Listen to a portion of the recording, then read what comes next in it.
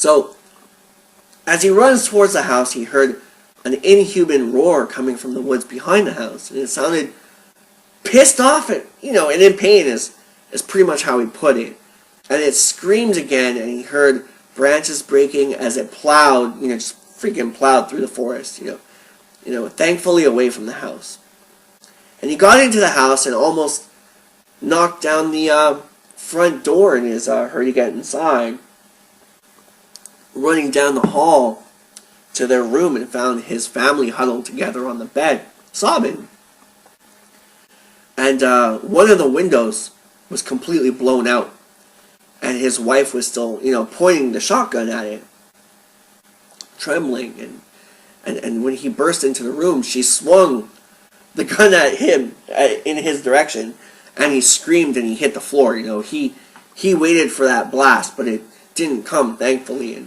And he stood up, and she had put the gun down and went to the bed. And he went to the bed and he asked her what had happened.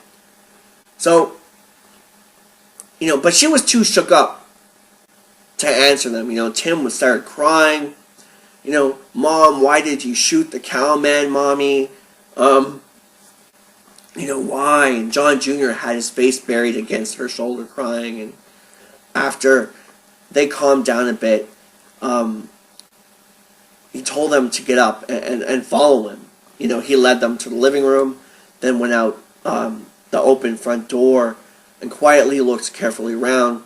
He could see no sign of it at all. And all was quiet again. And he told them to come out and get in a car.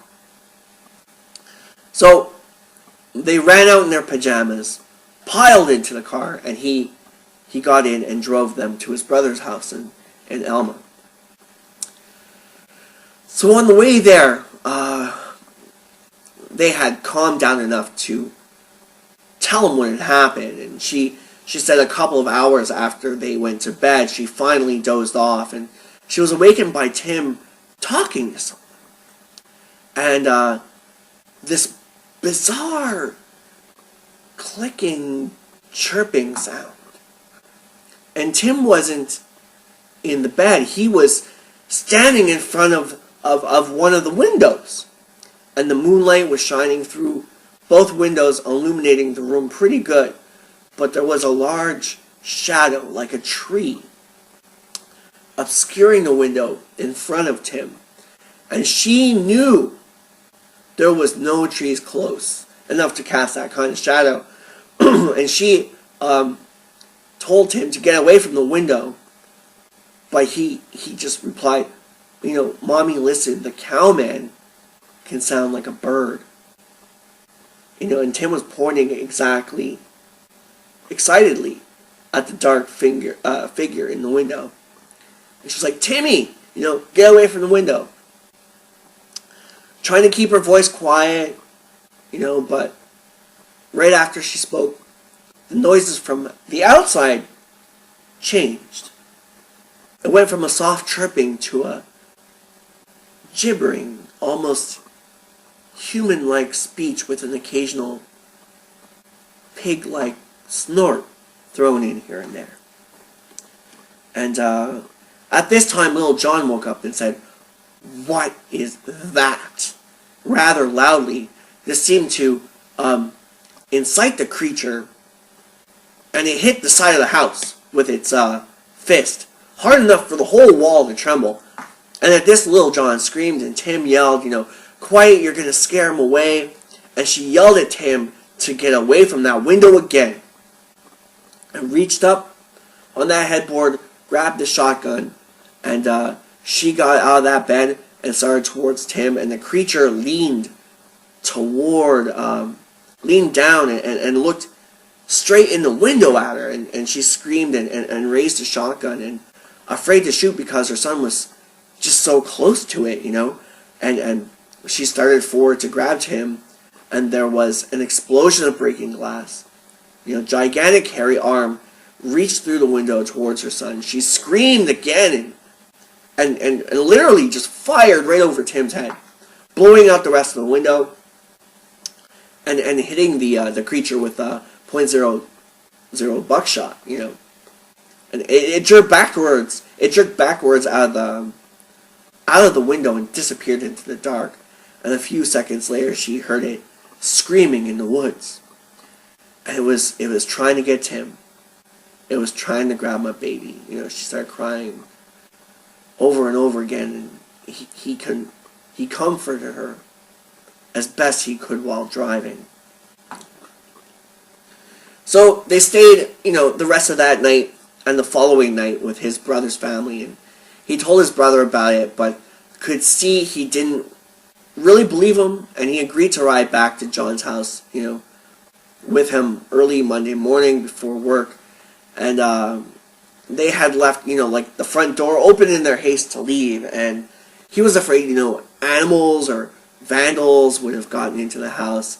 And when they arrived, the house looked like a tornado had gone through it, man. Like, the couch was upside down, they had a large, heavy console TV, and it was, like, apparently, like, thrown across the room, you know, lying in a spray of broken glass. The kitchen was trashed, the fridge was knocked over, you know, there was food everywhere, and yeah,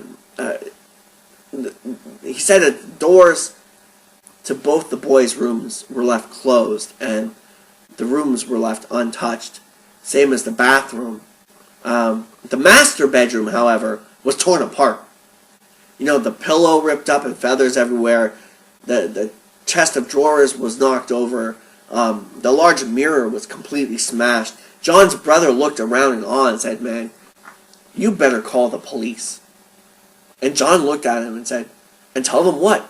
You know, like a Bigfoot distress." So they left and closed the front door this time and drove to my dad's mill in Aberdeen.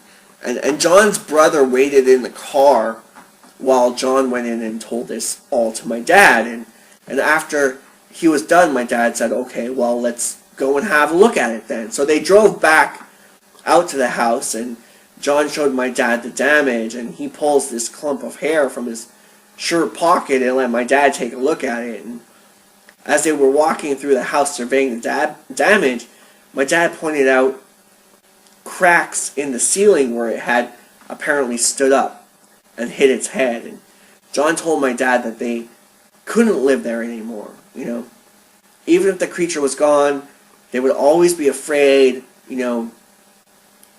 The homeowner's insurance wouldn't cover the damage. You know, the adjuster would find them a place in Aberdeen. So, you know, gave him a loan for my my dad gave him a loan for new furniture and stuff, and the house was eventually fixed up and sold, and my dad never heard about another problem there after that. And you know, like, a few other observations about this story, you know, like, my dad lost contact with John and his family in the mid-'80s. They moved out of state, and my dad hasn't heard from them since, you know. His brother died around the same time, and why they didn't call the cops, you know, why. And John had a lot of pride as well as a lot of common sense, and he knew he couldn't logically explain what had happened to the authorities, and he didn't want the story to get out and have him branded like as a nutcase, you know. So I asked my dad if they saved the hair, and he said John never mentioned it again, and my dad never mentioned it again, you know. And I asked my dad if he saw the footprints and the muddy fingerprints, and he said he did. He said it looked like a giant barefoot man had stepped out, you know, very carefully in the center of the mud. He's not a tracker, but he said it was the clearest print of any he had ever seen. And, you know, I asked my dad if the neighbors had heard any of this, and he said that if they did, none of them ever mentioned it again. It was like very hush-hush, you know. I asked him if he thought it was possible John had made it all up and that he had trashed his own house in maybe a drunken rage. and made up, an elaborate cover story. And my dad just said that John and his family were terrified of that place. They didn't even want to go back to get their clothes. If it was just an elaborate story, what did he stand to gain from that? To profit from a story in any way. And you have to share it with people. My dad and the other folks mentioned that in the story that they're the only ones who ever heard it until of now. And of course, like he also said that whatever trashed that house was no man, because the TV had to have weighed close to 200 pounds, and it was obviously thrown across the room with great force. And he said that even after 2 days, there was still a wild animal smell in the house.